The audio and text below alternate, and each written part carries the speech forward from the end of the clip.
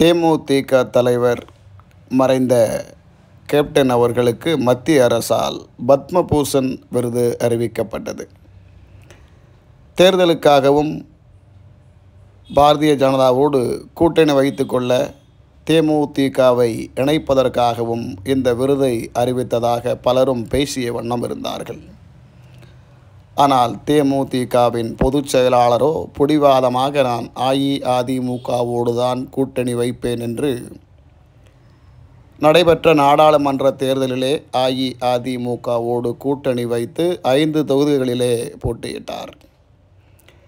அதற்கு ஏற்றாற்போல் அறிவித்த பத்மபூஷன் விருதையும் மத்திய அரசு வழங்காமல் இருந்தது. இதனால் மக்கள் மத்தியிலே ஒரு சர்ச்சை பேச்சு ஒன்று நிலவியது. கூட்டணி வைக்கவில்லை என்பதற்காக அறிவித்த பத்மபூஷன் விருதை மத்திய அரசு தராமல் தட்டி கழிக்கிறது என்றெல்லாம் பேசப்பட்டது. அன்னியார் பிரேமலதா விஜயகாந்த் அவர்களிடமே நேரடியாக பலரும் கேட்டுவிட்டார்கள். கேப்டனுக்கு அறிவித்த விருது என்ன ஆயிற்று, ஏன் இன்னும் வழங்கவில்லை, அல்லது நீங்களாக நிராகரித்து விட்டீர்களா என்றெல்லாம் கேள்வி கணைகளை தொடுத்தார்கள். அதற்கு ஒவ்வொரு முறையும் மாண்புமிகு பிரேமலதா அவர்கள் பதில் கொடுத்த வண்ணம் இருந்தார்கள். தற்பொழுது அந்த சர்ச்சை பேச்சுக்கு முற்றுப்புள்ளி வைக்கும் விதமாக மே 9 பத்மபூஷன் விருதை டெல்லியில் வந்து பெற்றுக்கொள்ள வேண்டும் என்று கேப்டன் குடும்பத்தாருக்கு அழைப்பு விடுக்கப்பட்டது.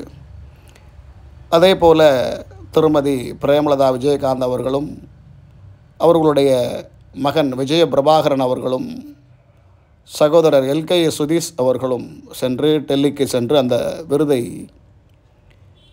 பெற்றுக்கொண்டு இன்றைய தினம் மே 11ஆம் தேதியான இன்றைய தினம் சென்னை திரும்பினார்கள். சென்னை திரும்பியதும் ஏர்போர்ட்டிலே கட்சி தொண்டர்கள் வரவேற்புக்காக குவிந்த வண்ணம் இருந்ததால் கூட்டம் அதிகமாக இருக்கிறது, அதனால் கூட்டத்தை கலைக்க சொல்லுங்கள் என்று சில விவாதங்களும் நடந்தது. இதற்கு கட்சி தொண்டர்கள் கலைய மாட்டோம் என்று கோஷம் எழுப்பி மறியலிலும் ஈடுபட்டார்கள். அதைத் தொடர்ந்து 3 மணி நேர பயணமாக, அதாவது ஏர்போர்ட்டில் இருந்து கேப்டன் அவர்கள் சமாதி வருவதற்கு 3 மணி நேர பயணமாக அந்த விருதை பெற்றுக்கொண்டு கட்சியின் பொதுச் செயலாளரும் கேப்டன் அவர்களின் துணைவியாருமாகிய பிரேமலதா விஜயகாந்த் அவர்கள் இன்று மதியம் 4 மணி அளவிலே நினைவிடம் வந்தார். நினைவிடம் வந்து அந்த விருதை கேப்டன் அவர்களுக்கு சமர்ப்பிக்கிறேன், கேப்டன் தொண்டர்களாகிய உங்கள் அனைவருக்கும் இதை சமர்ப்பிக்கிறேன், நீங்கள் இல்லாமல் இந்த விருது சாத்தியமில்லை என்று கூறும் விதமாக திறந்த வேனிலிருந்து கொளுத்தும் வெயிலிலும் அனைவருக்கும் நன்றி தெரிவித்துவிட்டு கேப்டன் நினைவிடம் வந்தார். மத்திய அரசு வழங்கப்பட்ட அந்த விருதை கேப்டன் அவர்கள் பாதத்தில் வைத்து நீண்ட நேரமாக வணங்கி கொண்டிருந்தார். இந்த விருதானது அந்த மனிதன் உயிரோடு இருக்கும்போது கிடைத்திருந்தால் இதனுடைய மரியாதையே வேறு. கேப்டனே பெரிய விருது தான், அவருக்கு விருது ஒன்றும் பெருசல்ல என்பது அனைவருக்கும் தெரியும். பட் இருந்தாலும் பத்மபூஷன் விருதின் அருமை தெரிந்தவர்களுக்கு தெரியும்.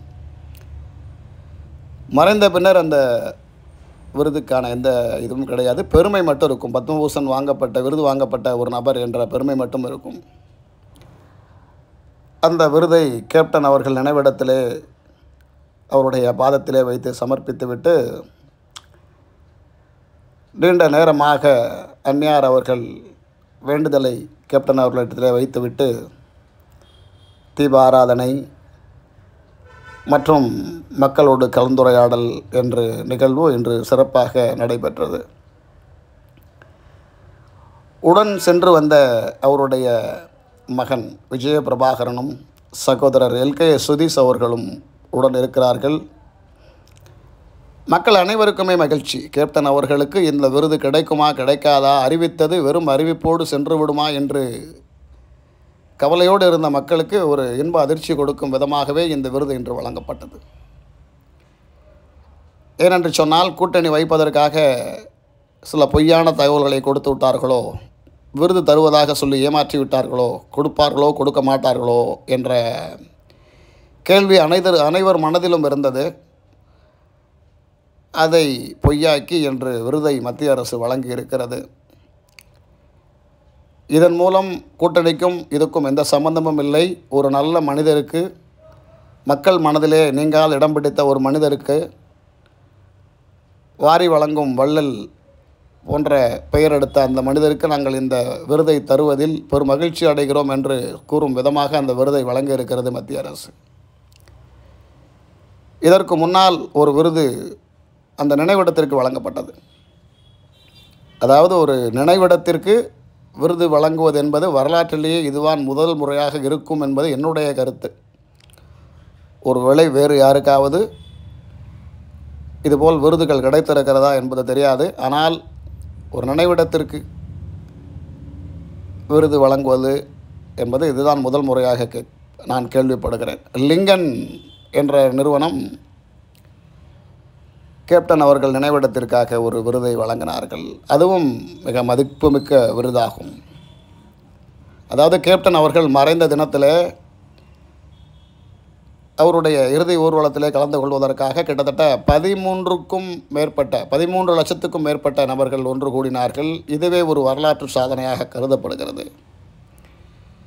ஏனென்று சொன்னால், ஒரு தமிழக முதல்வராக இல்லாமல் ஒரு அரசியல் எதிர்க்கட்சி தலைவராக மற்றும் பயணித்த கேப்டன் அவர்களுக்கு இத்தனை லட்சம் பேர் கூடியது வரலாற்று பதிவாகவே பார்க்கப்படுகிறது.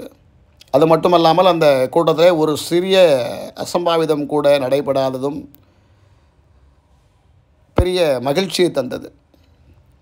அதே போல் அவர் மறைந்து இன்று 132 நாட்கள் ஆகிறது. இதுவரை அந்த நினைவிடத்திற்கு, அதாவது ஒருவர் இறந்து விட்டு அதை புதைக்கப்பட்ட இடத்தை அனைவரும் சுடுகாடாக பார்ப்பார்கள். ஆனால் கேப்டன் அவர்கள் புதைக்கப்பட்ட இடத்தை யாரும் சுடுகாடாக பார்க்காமல் அந்த இடத்திலே குழந்தைகளுக்கு காது குத்துவதும், முட்டை போடுவதும், வேண்டுதலை செலுத்துவதும், ஊர்களில் இருந்து மாலை அணிவித்து இங்கே வந்து அந்த மாலையை கலட்டி விரதம் முடிப்பதும், திருமண பத்திரிகையை, முதல் பத்திரிகையை கேப்டன் அவர்கள் பாதத்திலே வைத்து வணங்கி வேண்டி செல்வதும், இது போன்ற கோவில்கள் நடக்கக்கூடிய அத்தனை நிகழ்வுகளும் இங்கு நடைபெற்று வருகிறது. அதனால் இதை யாரும் நினைவிடமாகவோ சுடுகாடாகவோ பார்க்கவில்லை. அப்படிப்பட்ட மாமனிதரின் அந்த நினைவிடத்திற்கு இது போன்ற விருதுகளெல்லாம் சர்வ சாதாரணமாக என்றே சொல்ல வேண்டும்.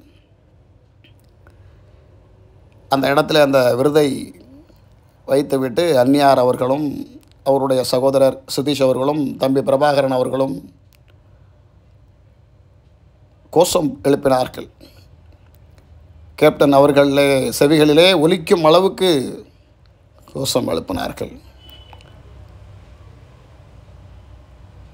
இதை காண வந்த தொண்டர்கள் பல ஊர்களிலிருந்தும் வந்திருந்தார்கள். அந்த கட்சியை சார்ந்த மாவட்ட, மாநில, தொகுதி, பகுதி போன்ற அனைத்து நிர்வாகிகளும் வந்து கலந்து கொண்டு சிறப்பித்தார்கள்.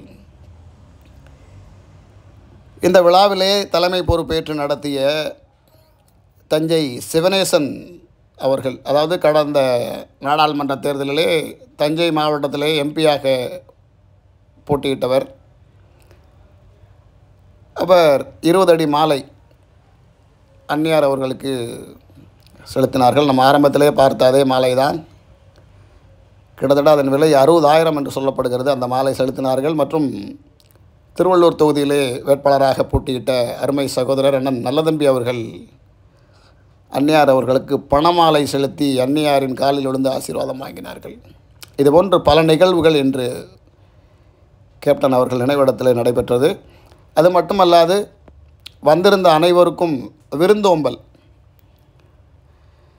பிரியாணி, பிரிஞ்சி, தயிர் சாதம், லெமன் சாதம், தக்காளி சாதம் என்று பல வகையான உணவுகள் அங்கே தயாரிக்கப்பட்டு வந்தவர்கள் பசி அமர்ந்து செல்ல வேண்டும் என்பதற்காக அங்கே தயார் நிலையில் இருந்தது. இந்த விருதை கேப்டன் அவர்கள் பாதத்திலே வைத்து சமர்ப்பித்துவிட்டு பூஜை செய்துவிட்டு கேப்டன் அவர்களுடைய சில கோரிக்கைகளை வைத்துவிட்டு அன்னியார் அவர்கள் அனைவருக்கும் உணவு பரிமாறினார்கள். வந்திருந்த அனைவரும் மிகவும் பசியோடு இருக்கிறீர்கள், உங்களுக்காக நான் உணவு பரிமாறுகிறேன் என்று சொல்லி அனைவருக்கும் உணவை பரிமாறினார்கள். அதன்பின் அங்கிருந்து குற்றம் கலைந்து செல்லப்பட்டது. இது போன்ற நல்ல நிகழ்வுகள் தொடர்ச்சியாக அந்த இடத்துல நடைபெற்று வருகிறது. யாரும் இந்த இடத்தை சுடுகாடாக யாரும் பார்ப்பதில்லை, கோவிலாகவே வணங்கி வருகிறார்கள். இன்று கூட அந்த நினைவிடத்தில் அன்னியார் அவர்கள் அந்த விருதை வைத்து பூஜை செய்து கொண்டிருக்கும் பொழுது ஒருவர் காதணி விழா வைப்பதாக அந்த பத்திரிகையை கொண்டு வந்து கேப்டன் அவர்கள் பாதத்திலே வைத்துவிட்டு ஆசீர்வாதம் பெற்று சென்றதை நம்மளால் பார்க்க முடிந்தது. ஒரு குழந்தையை அழைத்து வந்து அந்த குழந்தைக்கு பிறந்தநாள் கொண்டாடக்கூடிய நிகழ்வும் அதே நினைவிடத்தில் இன்று நடைபெற்றது. இதுபோல் பல நிகழ்வுகள் நம் வீட்டில் நடக்கக்கூடிய அத்தனை சந்தோஷங்களிலும் கேப்டன் அவர்களின் ஆசை இருக்க வேண்டும் என்று எண்ணக்கூடிய பல ரசிகர்கள் கூட்டம் இன்றும் அவரோடு இருக்கிறது. இன்று எத்தனையோ மிகப்பெரிய நடிகர்கள் இருக்கலாம், அவர்களுக்கெல்லாம் ரசிகர் கூட்டம் இருக்கலாம். அந்த கூட்டமானது படத்தை பார்த்தோமா, பால் அபிஷேகம் செய்தோமா, மாலையை போட்டோமா, மரியாதை செய்தோமா என்று சென்று விடுகிறது. ஆனால் ஒரு மனிதன் மறைந்தும் அவரை மனதை விட்டு தூக்கி போடாமல் அவருடனே இருக்கக்கூடிய ரசிகர் கூட்டம் எல்லாருக்கும் கிடைத்து விடாது. யார் இன்று இருக்கக்கூடிய இளம் நடிகர்களுக்காக இருக்கட்டும், யாருக்குமே அப்படிப்பட்ட ஒரு ரசிகர் கூட்டம் கிடைத்து விடாது. ஆனால் இந்த மனிதன் இருக்கும் பொழுது கிடைக்காத மரியாதை இறந்த பின் கிடைப்பது என்ற அனைவருக்கும் மூக்கில் விரல் வைக்கும் அளவுக்கு இருக்கிறது. இந்த மனிதன் இருக்கும் பொழுது என்னென்னலாம் யார் யாரெல்லாம் பேசினார்களோ அத்தனை பேரும் இன்று அவருடைய அன்புக்கு அடிமையாக்கி அந்த நினைவிடத்துக்கே சென்று 2 நிமிடங்கள் அமர்ந்து தியானம் செய்துவிட்டு கேப்டன் அவர்களை வணங்கி வரக்கூடிய ஒரு பக்தனாக மாறி இருக்கிறார்கள் அனைவரும். இதுவே ஒரு மனிதன் நன்றாக வாழ்ந்து சென்றான் என்பதற்கான ஆதாரமாகும். அது மட்டுமல்லாது பல நடிகர் நடிகைகள் வந்து செல்கிறார்கள். அதுவும் ஒரு முறை அல்ல, பல முறை வந்து செல்கிறார்கள். உதாரணத்துக்கு அண்ணன் எம்எஸ் பாஸ்கர் அவர்களை சொல்லலாம். அடிக்கடி வாரத்தில் 2 முறை வந்து செல்கிறார். என்றெல்லாம் திரைப்பட ஷூட்டிங் இல்லையோ அன்றெல்லாம் அந்த இடத்திற்கு வந்து அந்த பாதத்திலே அமைந்து ஒரு 5 நிமிடங்கள் தியானம் செய்துவிட்டு ஏதோ வேண்டுதலை வைக்கிறார். பழகிய நட்பு வேண்டுதலை வைத்துவிட்டு மனதார வேண்டிவிட்டு 2 சொட்டு கண்ணீரை அந்த இடத்துல சிந்திவிட்டு செல்கிறார். அது மட்டுமல்லாது மீசை ராஜேந்திரன் என்று சொல்லக்கூடிய கேப்டன் அவர்களின் உயிர் நண்பர், அதாவது இன்றைக்கி இருக்கக்கூடிய பல கட்சி நிர்வாகிகள், எம்எல்ஏவாக ஜெயித்தவர்கள் கேப்டன் அவர்களால்